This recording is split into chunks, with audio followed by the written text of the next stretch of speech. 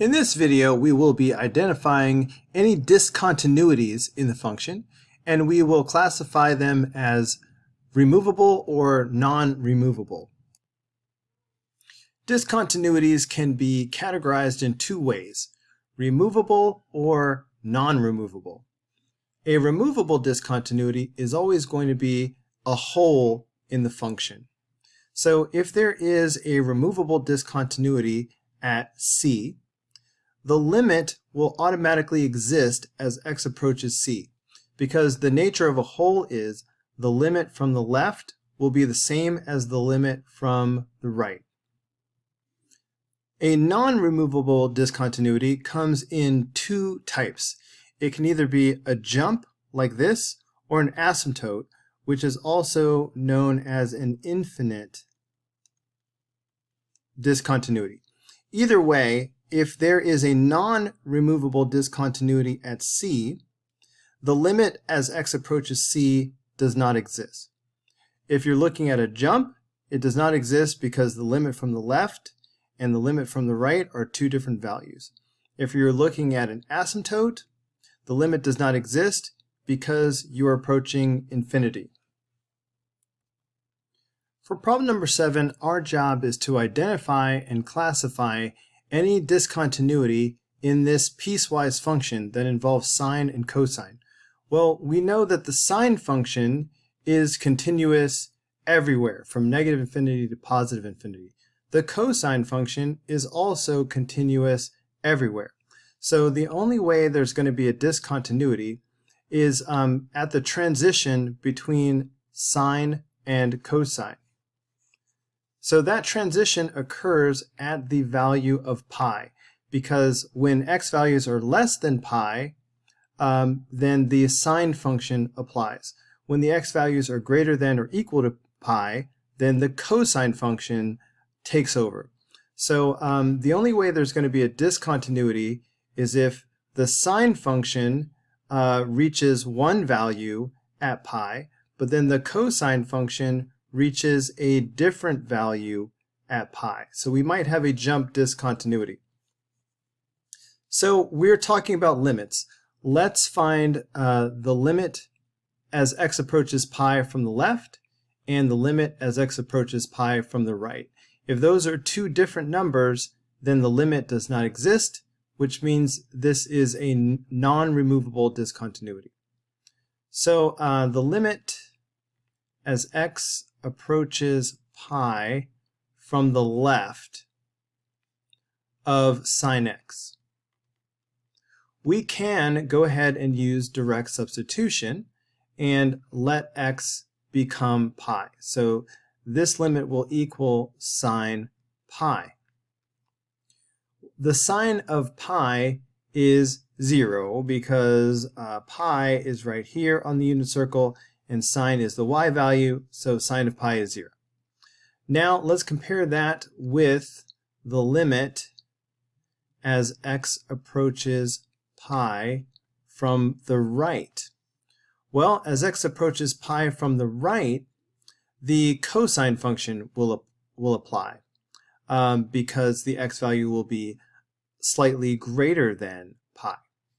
So we will be looking at cosine x.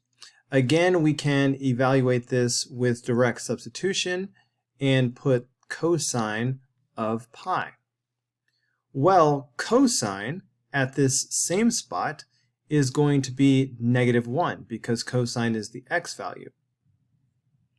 So we would say that we have a non-removable discontinuity at x equals pi, and if they ask us to justify our answer, we would say it's because the limit as x approaches pi from the left does not equal the limit as x approaches pi from the right. In other words, we have a jump discontinuity going on here. Number 8 is a similar type of piecewise function. The first part, sine x, again has no discontinuity, and the second part, 1 plus cosine x, that also has no discontinuity. If cosine x goes like this, 1 plus cosine x is just a vertical shift, It's just up one higher. So still no discontinuities. So the only way this piecewise function is going to have a discontinuity will be if there is a jump at the transition between sine x and 1 plus cosine x. In other words, the only possible discontinuity is at pi. So let's examine the limit as x approaches pi from the left and from the right. So first, the limit as x approaches pi from the left. If we're approaching from the left, then we are less than pi, which means sine x will apply. So the limit will be sine x. We can use direct substitution, so this will be the sine of pi. And we looked at this on the last problem. The sine of pi is going to be 0 because the y value at pi is 0. Now let's look at the limit as x approaches pi from the right. Coming from the right, we are greater than pi, so therefore the 1 plus cosine x applies. So we need to find the limit as x approaches pi from the right of 1 plus cosine x. And we can use direct substitution. So this will be 1 plus cosine pi. But the cosine at pi is -1. So this would be 1 plus -1, which does equal 0. So in this case, we got the same limit as x approaches pi from the left and as x approaches pi from the right. So the limit as x approaches pi from the left is 0. The limit as x approaches pi from the right is also 0. But what about the value of the function at pi itself? All right, we need to know that as well. So we need to know the value of the function right at pi. For this piecewise function, which piece will apply at pi itself? Because of the or equal to part of the domain right here, we know that the 1 plus cosine x part will apply. And we've already looked at this. Direct substitution gives us 1 plus cosine of pi. And since cosine of pi is -1, which we already discussed, this is going to equal 0. So the value of the function at pi is also 0. Well, if the function approaches 0 from the left and it approaches 0 from the right, and the value of the function at pi is also 0, that means there is no discontinuity. So we've answered problem number 8, but we have sort of answered problem number 9 as well, because both of these piecewise functions involve the same two parts, sine x and 1 plus cosine x. The only difference is that for problem number 9, the second piece has a domain of x is greater than pi instead of greater than or equal to. Because of that, the function is actually undefined right at pi. But that's the only difference between number 8 and number 9. So looking back at number 8, notice that the function approached the same value from the left and from the right. So it was kind of like this. We're approaching one value from the left. From the right, we're approaching the same value. But then this purple test right here, the value of the function itself was the same value that was being approached from the left or the right. So that sort of filled in the hole and made it continuous. Well, problem number 9, because it involves the same two pieces, from the left it's going to approach the same value. It's going to approach 0. From the right, it's approaching the same value, still approaching 0. The difference is this purple part right here. If we try to evaluate the value of the function right at pi, it's undefined. Right at pi, neither one of these functions applies. We're left with an open circle. This is a hole. This is a removable discontinuity. Well, for number 10, we have secant x. And we know that secant x is the same as 1 over the cosine of x. This function will have a discontinuity when the denominator is 0. So when cosine is equal to 0, there's going to be a discontinuity.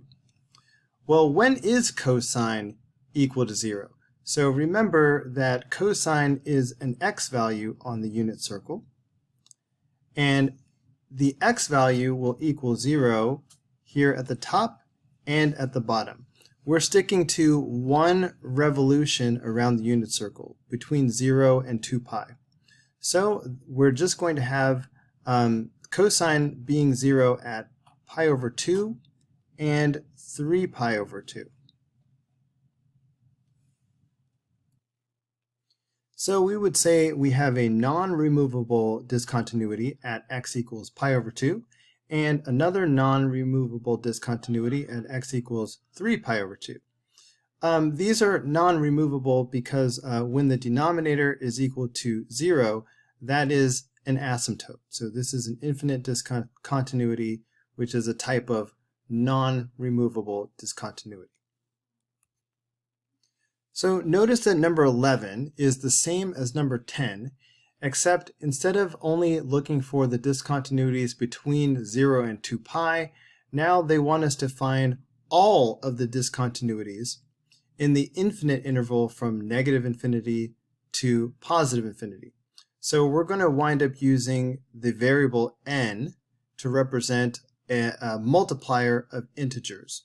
So if I say n pi, that's going to automatically mean, for example, 0 pi, 1 pi, 2 pi, and even negative 1 pi, negative 2 pi, etc. So here's how you come up with an expression for the infinitely many non-removable discontinuities. Start with the first one. So our first discontinuity is at pi over 2. So we can say there is a non-removable discontinuity at x equals pi over 2. Then look and see how far apart are the discontinuities.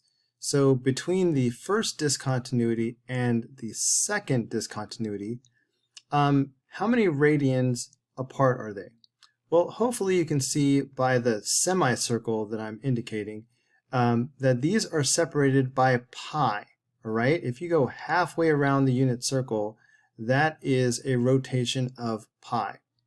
So because of the cyclical nature of this periodic function, we're going to hit another discontinuity every time we go pi. So if I go an additional, if I were to add pi, that would give me another discontinuity. But if I were to add 2 pi, that would give me another discontinuity, or 3 pi, or 4 pi. So every pi that I rotate, I'm going to get another discontinuity. So if I want an expression to represent all of the infinitely many discontinuities, I can just put n pi. And this will be an expression for all of the discontinuities. Problem number 12 is a fun problem.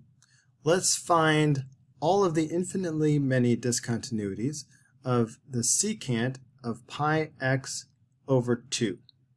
So again, we know that secant is the reciprocal of cosine. In other words, 1 over the cosine of pi x over 2. We are going to get discontinuities whenever the denominator is equal to 0. So the question becomes, where is the cosine of pi x over 2 going to equal 0. So let's start by solving for this entire expression. So where does the cosine equal 0? So picture this in your mind. Cosine is the x value on the unit circle, and the x values will equal 0 at the top and at the bottom.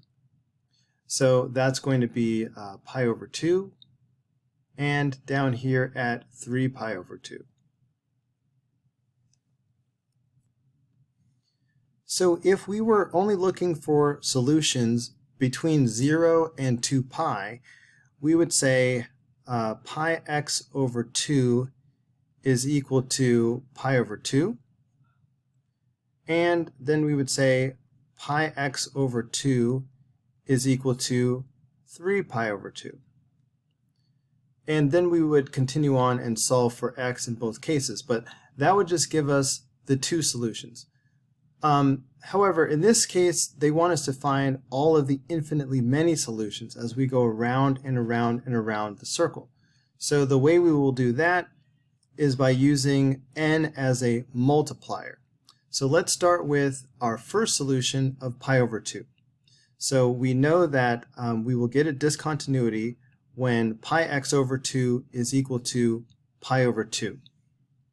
For the multiplier, we think about how far apart the discontinuities are. So as we discussed on the previous problem, if I rotate from pi over 2 to 3 pi over 2, I have gone an additional pi radians. So if I add pi, I'm getting to another discontinuity. If I were to add pi again, I would get yet another discontinuity. So every time I add pi, it's going to give me a discontinuity. So I'm going to add n pi to reflect the many multiples of pi, adding 1 pi, 2 pi, 3 pi, 4 pi, etc. So this expression, this equation will give me all of the discontinuities. I just need to now solve for x. So the most efficient way to get x by itself would be to multiply by the reciprocal here. So instead of pi over 2, I'm going to multiply by 2 over pi. This will cancel out the pi and the 2 at the same time. Of course, I have to do this to both sides of the equation. And when I multiply the right side of the equation by 2 over pi, I'm going to wind up distributing. So I will multiply each of these terms by 2 over pi. So for the first term, the 2's and the pi's all cancel out, which is what I wanted. So I get x by itself. Now, when I multiply 2 over pi by pi over 2, these cancel out as well, but since there's nothing else next to it, don't forget to put a 1. This is really making 2 pi over 2 pi. This is 1. When I multiply n pi by 2 over pi, the pi's are going to cancel each other out because 1 is in the numerator and 1 is in the denominator. But I will be left with 2n. So this is an expression for all of the discontinuities. By the way, these are non-removable discontinuities because when you're dividing by 0, when you have a number divided by 0, that's an asymptote. That is a non-removable discontinuity. Again, it's going to be a non-removable discontinuity because we have a non-zero number divided by 0. So anytime that happens, it's non-removable. And by the way, this expression 1 plus 2n is a way of writing any odd number. So for this problem, another way to say this would be that we have a non-removable discontinuity at x equals any odd number.